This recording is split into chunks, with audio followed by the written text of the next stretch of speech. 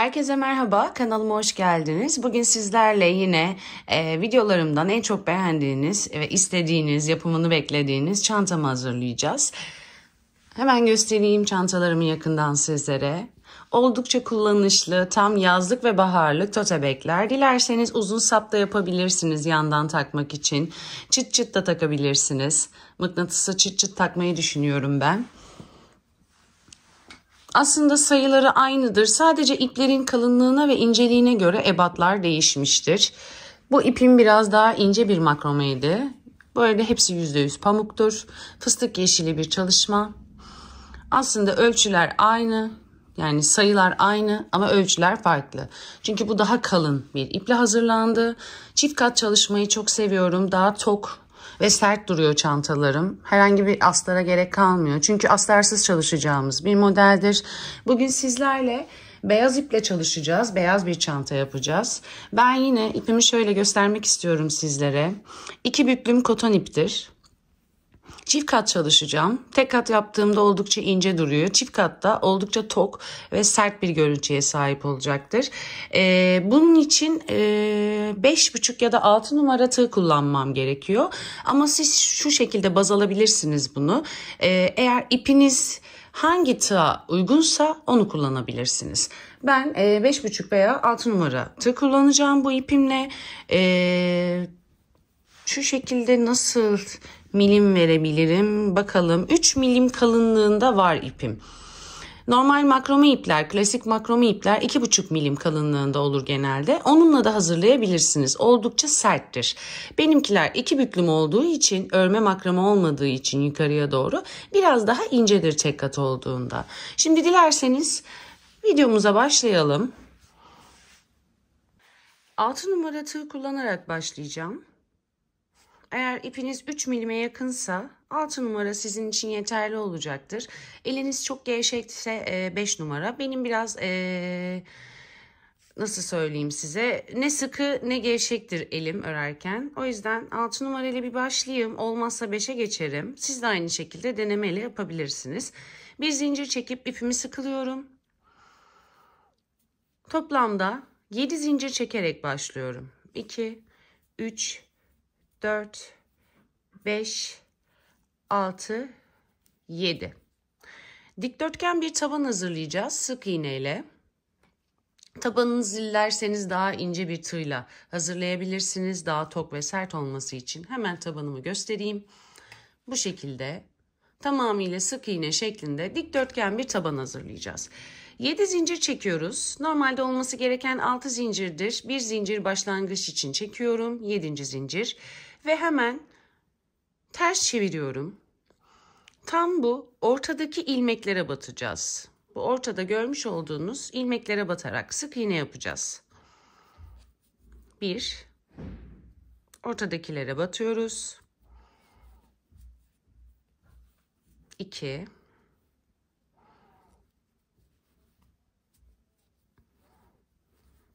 Tabanımızı ne kadar düzgün yaparsak çantamız o kadar dik ve düzgün durur, muntazam durur. Tam ortalarından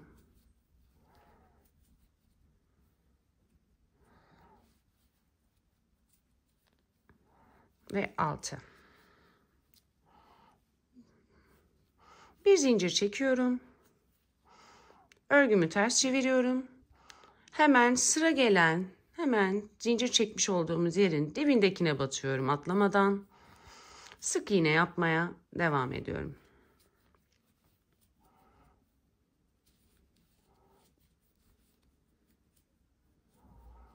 Herhangi bir taban ölçüsü vermeyeceğim. Çünkü demiş olduğum gibi ipinizin kalınlığına göre çantanızın boyu değişecektir.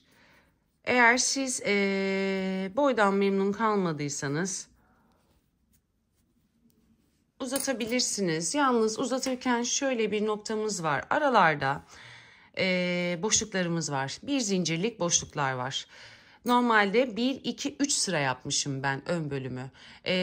Bu şekilde tabanı çantanızın daha geniş olmasını istiyorsanız hesap edeceksiniz.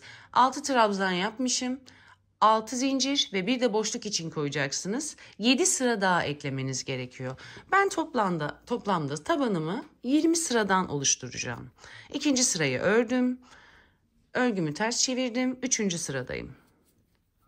Toplamda bu şekilde yukarı doğru sık iğne örerek 20 sıra yapacağız. 20 sıraya ulaştıktan sonra ipimizi kesip çantamızın gövdesine geçeceğiz. Şimdi hep birlikte 20. sıraya gelene kadar tabanımızı sık iğneler şeklinde hazırlayıp gelelim. Toplamda 20 sıra sık iğne yaptık. 2, 4, 6, 8, 10, 12, 14, 16, 18 ve 20. Hemen bir zincir çektim ve ipimi bu noktada kesiyorum.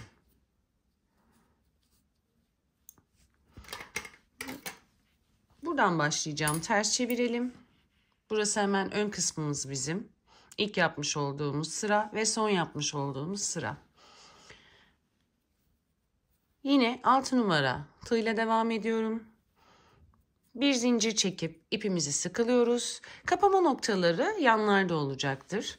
Hemen yan kısma geçip herhangi bir yere 1, 2, 3. sıraya batıyorum. Bir ilmek çıkartıp 2 zincir çekiyorum. 1, 2. Yanındakine ikili trabzan yapıyorum. İkili trabzan şeklinde devam edeceğiz örgümüze. Hemen yanındakine ikili trabzan yapıyorum. İpimi altta gizleyerek yürütüyorum. Şimdi bu noktada burası bizim köşelerimiz.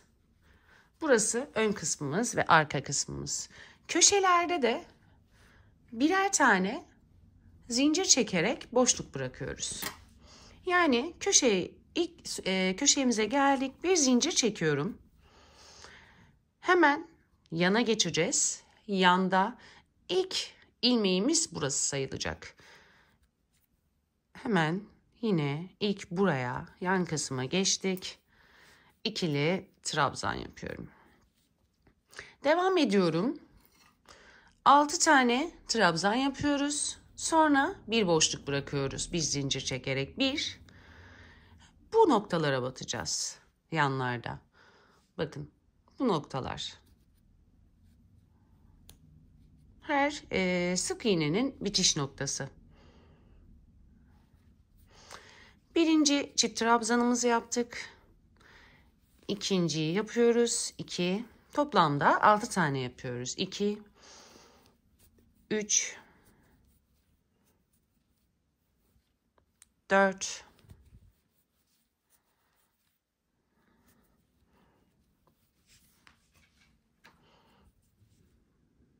5,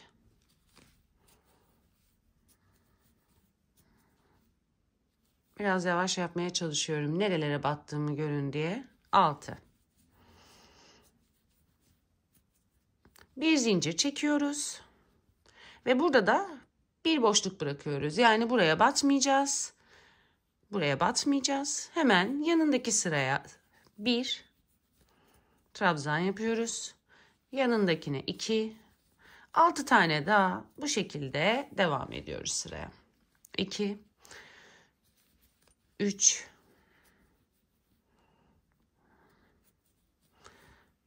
4,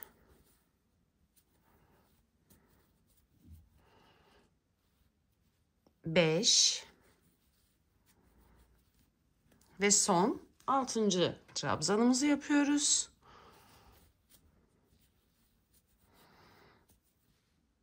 Bir zincir çekip bir boşluk atlıyoruz. Buraya batmıyoruz. Hemen ikinciye batıyoruz.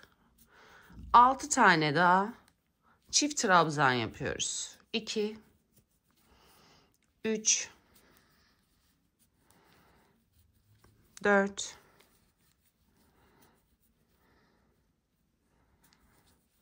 5. Bakın çok gevşek örmüyorum. 1, 2, 3, 4, 5. 6. çift trabzanımı da hemen bakın buraya yapıyorum.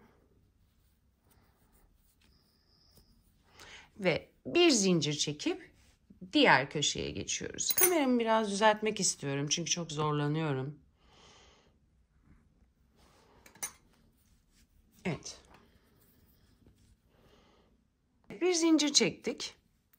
Geldik bu köşemize. Bu köşede de zaten batacağımız yerleri görüyorsunuz. Zincirleri çektiğimiz noktalar. Hemen ilkine batıyorum. Çift trabzan yapıyorum. Bu ipi arkaya alacağım. Şimdi gizleyeceğim. İkinci trabzanım. Üçüncü çift trabzanım. 4.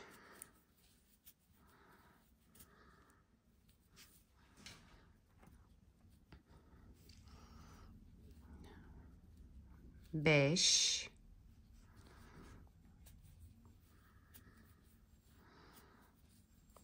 Ve 6. Köşedeki son trabzanımızı da yaptık.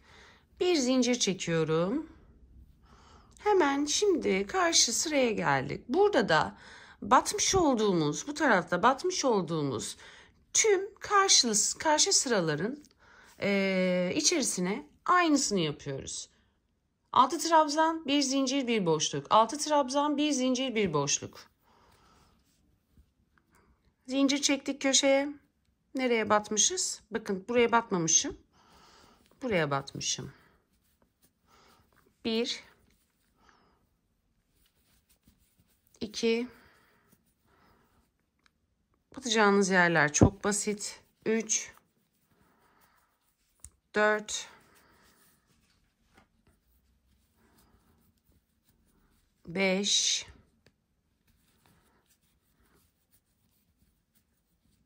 6.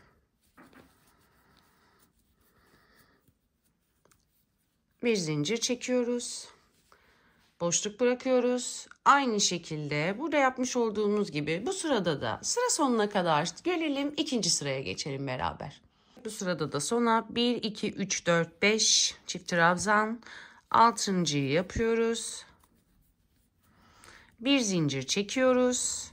Bakın burada bitirdiğimiz yer vardı. İpi arkada gizliyoruz. Aynı noktaya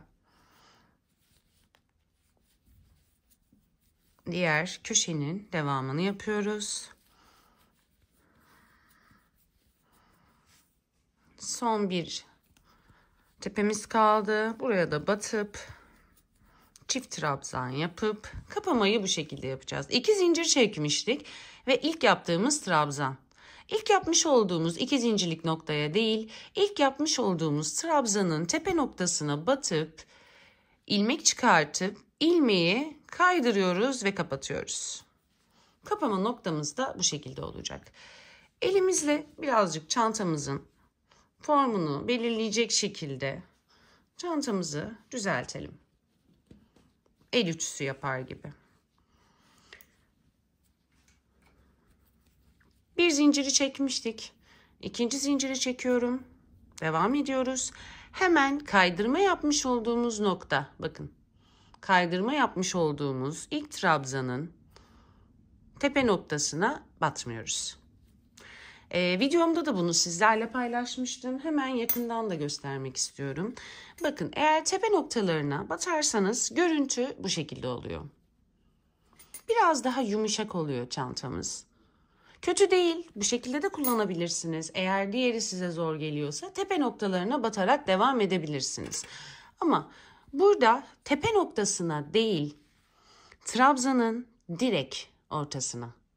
Hemen onu göstereceğim. Battığımızda, bu şekilde yaptığımızda çantamız biraz daha tok ve dik bir duruşa sahip oluyor. Hemen göstereyim. Bakın, tepe noktasına değil, trabzanı görüyorsunuz değil mi? Trabzanın hemen burada sık iğneye benzer bir yeri var. Tam ortasına, buraya batıyoruz ve arkada da göstermek istiyorum. Buradan tam ortasından geçiriyoruz. İlmek çıkartıp trabzan yapıyoruz. Bakın görüntüye. Böyle yaptığımızda birazcık daha sert oluyor. Tekrar göstereyim. Tam ortaya batıyorum. Bu biraz zorlayabilir sizi. Ama eliniz alıştıktan sonra oldukça kolay. Bir zincir çekip, burada bir zincirimiz vardı, boşluğumuz. Yan tarafa geçelim. Bakın, trabzanın sık iğne görüntüsünde görünen tam orta kısmına batıp arkadan da ortadan çıkartıp bu şekilde çift trabzan yaptığımızda çantamız daha muntazam gözükecektir. Ama bu size zor geliyorsa, ben diğer şekilde yapmak istiyorum diyorsanız tabii ki de öyle de yapabilirsiniz. Çok pardon. Ben her iki modelde de çalıştım. Sürekli farklı şeyler denemeyi çok seviyorum. Ve bu modelde çantanın daha sert, daha muntazam durduğunu gördüm. O yüzden bu şekilde yapmaya karar verdim. Oldukça basit. Tam ortaya batıyoruz. Tepe noktasına değil, yani tepe noktası burası. Tepe noktasına değil, tam orta kısma batıp ilmek çıkartıyoruz. Geldik bir zincirlik yere. Bir zincir çektik. Bakın orta kısma batıp çift trabzan yapıyoruz. Oldukça basit. Orta kısma. Bakın arkadan nereden geçireceğiz diye soruyorsanız. Ortaya battınız. Arkada görüntüyü görüyor musunuz? İster buradan geçsin. Önemli değil. İster de bakın buradan geçsin. Hiç önemli değil. Sonuçta mantık aynı. Tepe noktalarına değil, ortalarına batıyoruz. Bundan sonra sıramızı bu şekilde yürüteceğiz. Farklı hiçbir şey yapmayacağız. 6 çift trabzan saydıktan sonra bir zincir çekiyoruz. Sonra tekrar 6 çift trabzan yapıyoruz.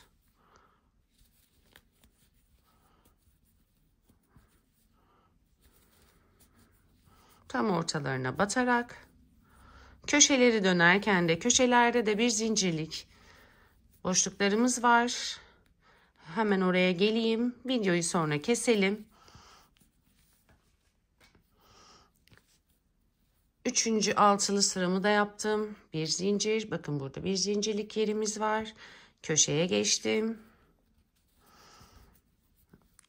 Köşemin de 6 çift trabzanını yine aynı şekilde tepe boşluklarına değil, trabzan tepesindeki orta kısma batarak devam ediyoruz. Anlamadığınız noktalar olursa yorumlarda benimle paylaşabilirsiniz. Sizlere yardımcı olmaya çalışırım. Videoda çok hızlı yaptığımı düşünüyorsanız ayarlar kısmından videoyu yavaşlatıp izleyebilirsiniz.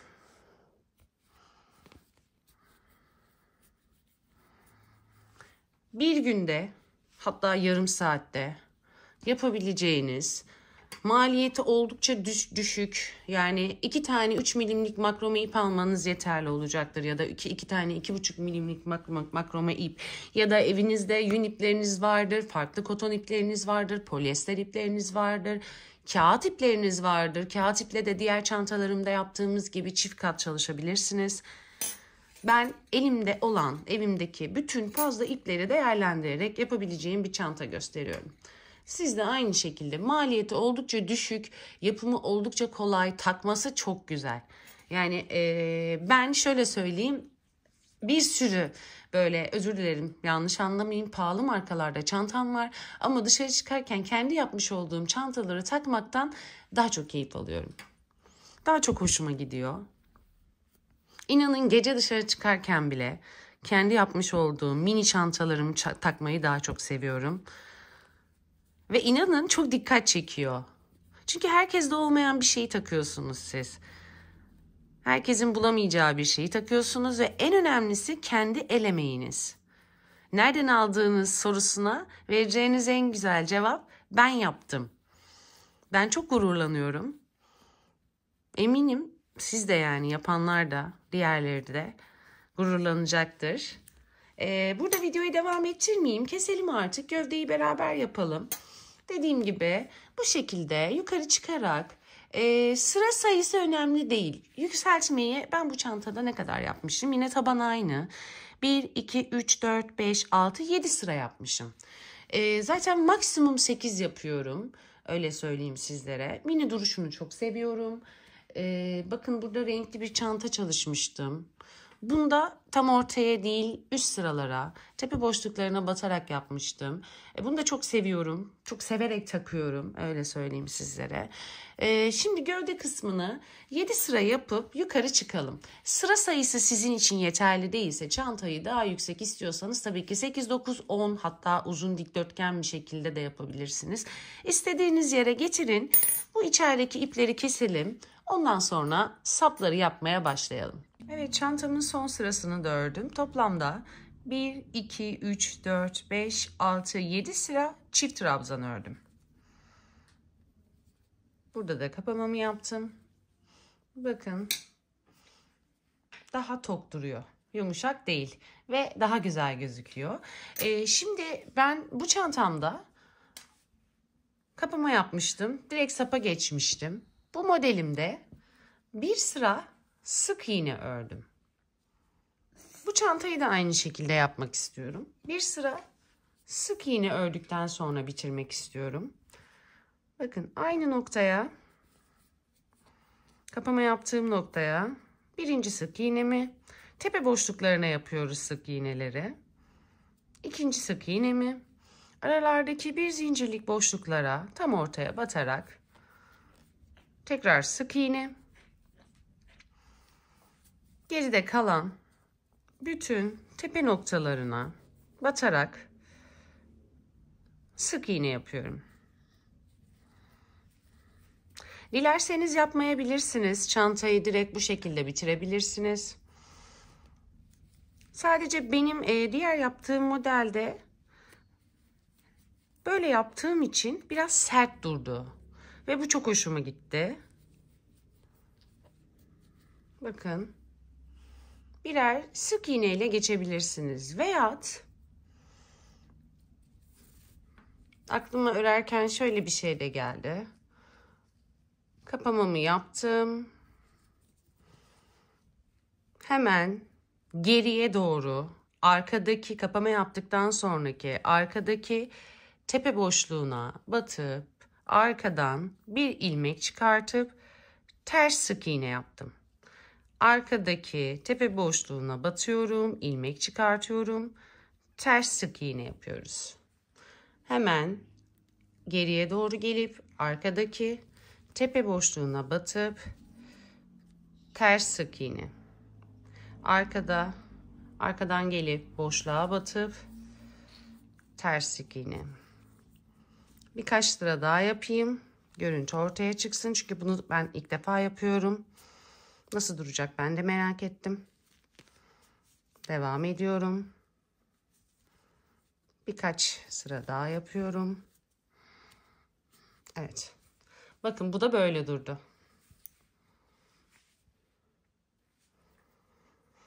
Biraz kıvırık kaldı. Ben sık iğne yapmaya karar verdim.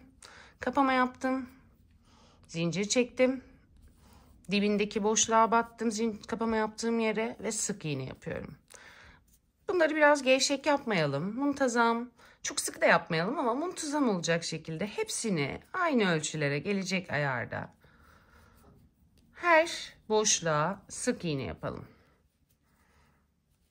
Tüm tepe noktalarının tepesine ve aradaki birer zincirlik boşluklara da tam ortasına batarak bu şekilde tam ortaya batarak sık iğne yapalım. Sıra sonuna kadar tüm tepe boşluklarına ve aradaki birer zincirlik yerlere birer sık iğne yaparak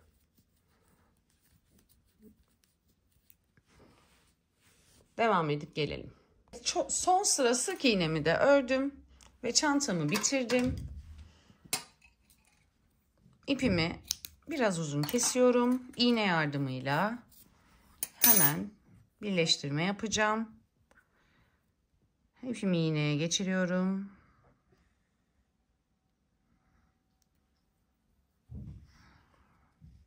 İlk yapmış olduğum sık iğnenin tepesinden geçirip son yapmış olduğum sık iğnenin de tam ortasından geçirerek bir sık iğne görüntüsü veriyorum.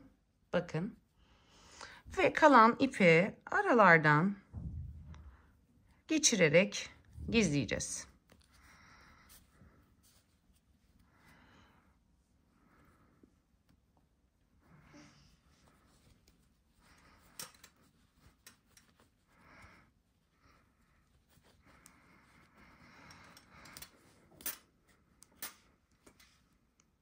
Evet, çantam bitti. Elimizle birazcık çantamızı düzleyelim. Dilerseniz ütü yardımıyla da şekil verebilirsiniz. Pamuk olduğu için, koton olduğu için makinede yıkayabilirim çantamı.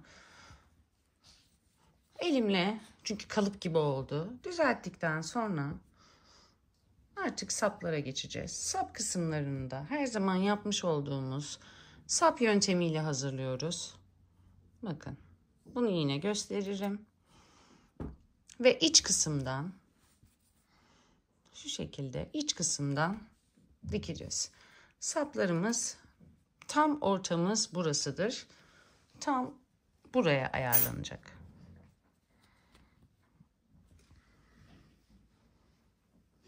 Şimdi sap yapımına geçelim. Evet, çantamızın saplarına geldik. Sapı yine diğer çantalarımda çok kullandığım bu modelden yapacağız. Hemen size ölçü vereyim. İstediğiniz ölçüde de yapabilirsiniz. Buna bağımlı kalmak zorunda değilsiniz. Benim yapmış olduğum sap ölçüsü 21 santim. Artık bunu bildiğinizi düşünüyorum videolarımı izlediyseniz eğer. Ama ben tekrar göstereyim birkaç sıra. Bir zincir çekip ipimizi sıkılıyoruz. 2 zincir çekip ilk yapmış olduğumuz zincirin tam ortasına batıp bir ilmek çıkartıyoruz. 2 ilmeği birden sık iğne yapar gibi çekiyoruz. Döndürüyoruz. Yandaki 2 adet, yani bizim ilk başta yapmış olduğumuz yandaki ipe batıp bir de ilk yapmış olduğumuz zincirin içerisine batıp ilmek çıkartıyoruz. Bu arada ben 4 numara tığla örüyorum sapı. Salaş olmasını istemiyorum. Muntazam durmasını istiyorum. Çift kat iple ördüğüm için biraz zorlanıyorum ama sadece şu ilk kısımda zorlanacaksınız. Döndürüyorum. Kalın bir sap olacak halat görünümünde. Yandaki boşluklara batırıp ilmek çıkartıyorum. Sadece baş çok, yani ilk yapmış olduğum çok sıkı olduğu için zorlanıyorum. Sonra gevşek gevşek öreceğiz. İkisine birden batıp ilmek çıkartıp döndürüyorum. Yandaki boşluklara batıyorum. İlmek çıkartıyorum. Yine sık iğne yapar gibi döndürüyorum. Eğer çok zorlanıyorsanız 5 ya da 6 numara tığla örebilirsiniz. Ben ince tığla sadece sıkı olmasını istediğim için hazırlıyorum. O yüzden beni zorluyor. Ama ben yapamıyorum, çok zorlanıyorum diyorsanız 5 ya da 6 numara tığla çalışın lütfen. Bu şekilde döne döne sapımızı yapıyoruz. Döndüre döndüre. Döndüre döndüre. Bakın. Döndürüyorum. Batırıyorum. İnce tığla yaptığım için, ipim kalın olduğu için zorlanıyorum. Sert olmasını istediğim için böyle yapıyorum. Siz 5 ya da 6 numara tığla yapabilirsiniz. Evet, saplarımızı bu şekilde yapalım. 2 adet 21 santim, 20 santim ya da daha yüksek isterseniz daha uzun şekilde. Bu şekilde yapıp hemen şimdi dikme aşamasına gelelim. Evet, çantamızın saplarını birleştirelim. Sap kısımlarını tam şurası bitiş noktamız, yani ortalar. Şu iki trabzanın ortasında birleştireceğiz. İçten dikiyoruz.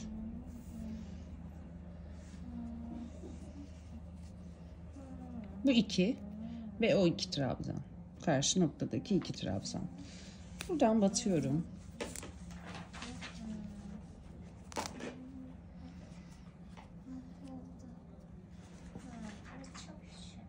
Hemen sık iğnenin bu taraftan başlamak istiyorum. Bu tarafından girip siz istediğiniz gibi birleştirebilirsiniz. Benim böyle kolayıma geldiği için ben bu şekilde birleştirme yapıyorum. Ortadan batacağım. Buradan şu noktadan çıkartacağım.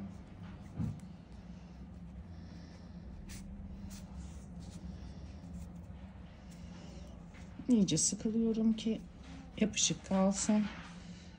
Daha sonra buradaki sık iğnenin tepesinden geçirip sapın yan bölümünden ipimi geçiriyorum. Hemen yan taraftan herhangi bir yere batıp bu kısmına sabitliyorum. Daha sonra yine istediğim bir noktaya batıyorum. Hiç fark etmez. Gözünüze düzgün gelen, yani düzgün gözükeceğini düşündüğünüz herhangi bir noktadan birleştirme yapabilirsiniz. Önemli olan nerede duracağı. Yani önemli olan şu şekilde. Bu iki trabzanın ortasında, bu iki trabzanın ortasında. Önemli olan bu. Saplarımı nerede düzgün gözükecekse o şekilde birleştirmeye özen gösteriyorum, o kadar.